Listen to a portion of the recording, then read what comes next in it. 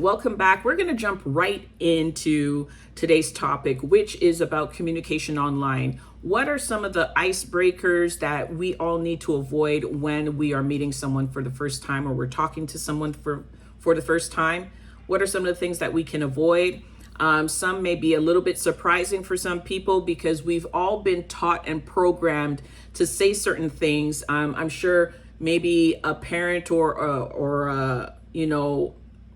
a mentor or father figure, mother figure, whomever that's in your life has taught you, oh, say this, say that, because you will appear nice, or, it's the right thing to do, or it's the polite thing to do. But sometimes when we really peel back the layers of what we are taught or what we are programmed to say, we realize that most times some of the things that we are saying are a little bit disingenuous. And so I just want to jump right into some of the things that we say on the regular. And trust me, I'm guilty of it. I may continue to be guilty of it. But by having this conversation with you guys, I'm also putting myself in a place of awareness so that when I meet someone for the first time, that I'm a little bit more mindful of some of the questions that I ask or some of the things that I say to people. Because if I'm really interested in you, then yes, I'm going to want to get to know you, and I want that to happen organically. But sometimes when we're in certain settings, we just rattle off the things that we've been programmed to say. And so it can become a little bit disingenuous. But here, nonetheless, let's jump right into one of the first things that I cannot stand online personally. And I'm sure that there are many of you, man or woman, who cannot stand this. And that is the one-word sentence. So anything like, hey, hi, that is definitely not a good conversation starter. There's a reason why you're reaching out to people, right? You have an intention, you have a goal in mind. So either state why you're reaching out to that person after that hi, like, hey, my name is blah, blah, blah. I'm from blah, blah, blah. Give the information that you want to give so that you can receive in kind. And I think this is the number one problem that we have with online conversations, is that people sit back and feel that they're entitled to hear from you first rather than them share in order to receive. So this is one thing. We sit back and we want to take, but we don't want to give anything. And so without giving anything, how do you expect the other person to receive? You're the one with the intention. You're the one that's initiating the conversation, and therefore you do have the responsibility to give first before you can receive from anyone else. Another aspect of that is flat out, this is sheer laziness. And it's coming from a sense of entitlement where we think that, oh, I'm just saying hi or hey, I'm so amazing of a person that this person who's receiving my greeting is going to spill their guts and tell me everything that I need to know. So in order for me to decide whether I want to continue this conversation with that person or if I should move on to the next. Wrong approach, wrong idea to have in one's head. And it goes right back to what I just said initially. You got to give in order to receive. Another thing, if you want to title this number 2, is asking personal questions right away. Of course, when we are having an exchange with people, we want to get to know them. We want to get to know a little bit more about who they are outside of what we see in front of us. Completely understandable. But when we dive into these questions right away, it does raise alarm flags. It definitely raises a red flag for me. And I'm just going to give my perspective. I don't know how anybody else is thinking, but a lot of times when people start to ask me personal questions like, am I single? Do I have any children? How old are you? These kinds of questions really do turn me off immediately. And they turn me off immediately because my question in my head that I don't necessarily verbalize until I get a little bit fed up is, why do you want to know? Why do you want to know personal things about me so badly, so quickly?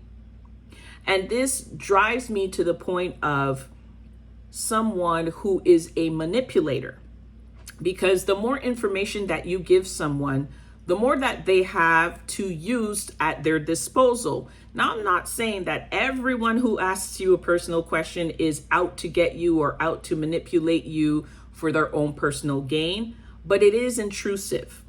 It is absolutely intrusive, especially when I know nothing about you.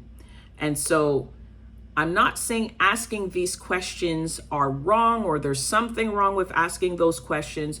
I would just reserve that for maybe a second or third conversation. Take that first conversation to just kind of get to know that person. Ask surface questions. Don't ask personal questions. Don't ask deep questions, philosophical questions. That will come with time.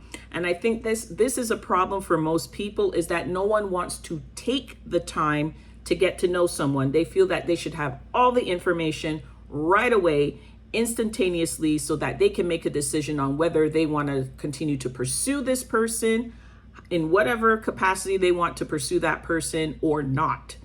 And it's really unfair because we all want to be seen, heard, and valued, and therefore we must treat each other the same way. Another one that kind of falls in line with asking personal questions, number 3, would be jumping into compliments right away. This, of course, raises an alarm flag for me as well, and it does follow in the sense of manipulation. Now, just speaking for me personally, I have experienced, especially with men, that when they compliment me too quickly and too much, alarm bells go off. Red flags start waving like the darn guy in front of the plane. Simply because there is something that they're trying to get to. There's, again, an end goal. What is that end goal? Well, from my personal experience, that end goal always leads into manipulation. Because here's the thing for women, and I'm just going to speak for women because this is something that we experience very often, is that a lot of us have not heard the loving and glowing things that we should have heard when we were little kids, when we were little girls, from our fathers. And therefore, we go out into the world and we try to seek those compliments, that attention, that value from men. The problem with this is that not all men out there are complimenting you in order to glow you up, in order to, elevate your value or increase your value. They are there simply to manipulate because they do see the wound that is within you. And so if they can butter you up with words, if they can, sugarcoat a lot of things, it allows them to treat you the way they see fit. And most times that is not a positive thing.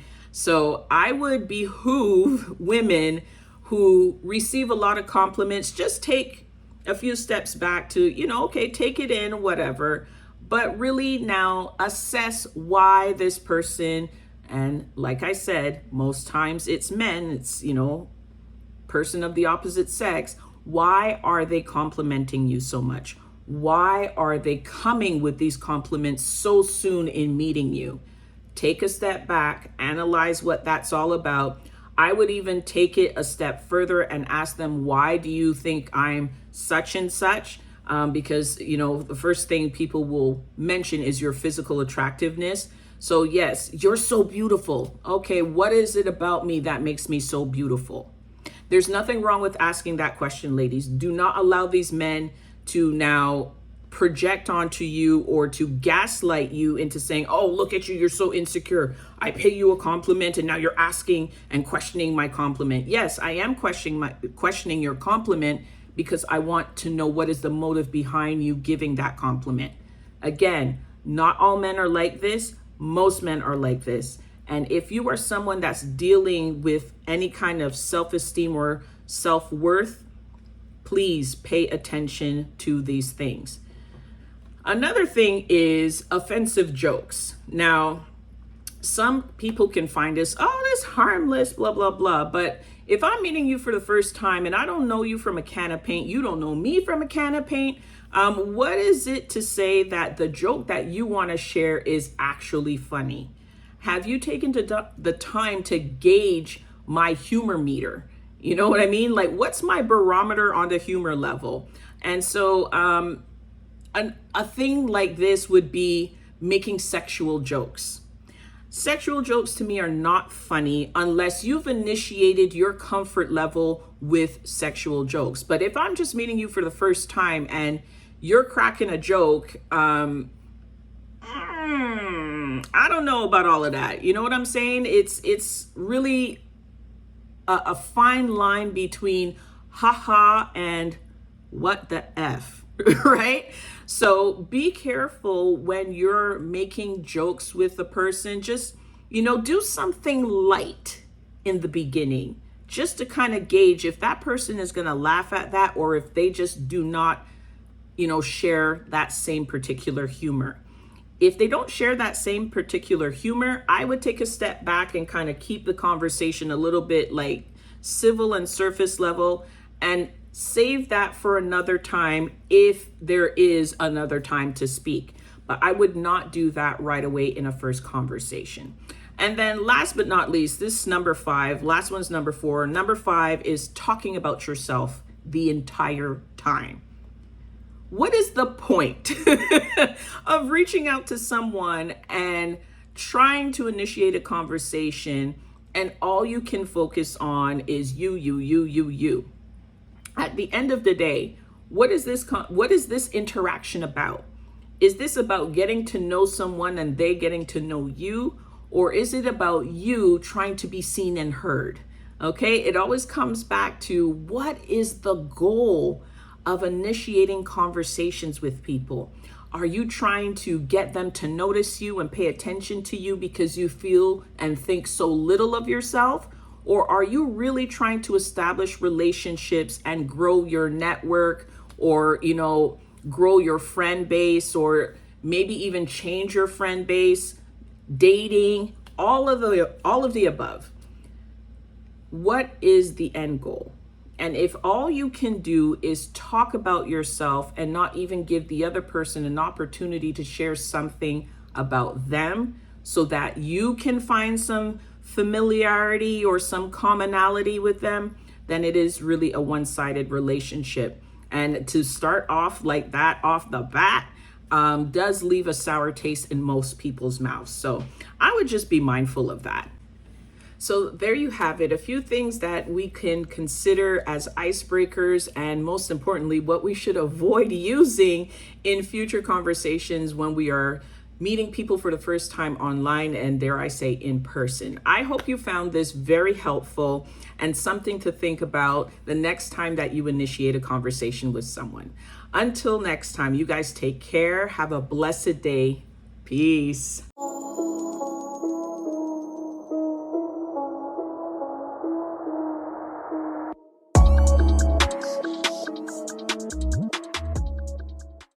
Hey there, if you enjoyed today's video and you're looking to hear similar conversations like the one we had today, click on this video right here.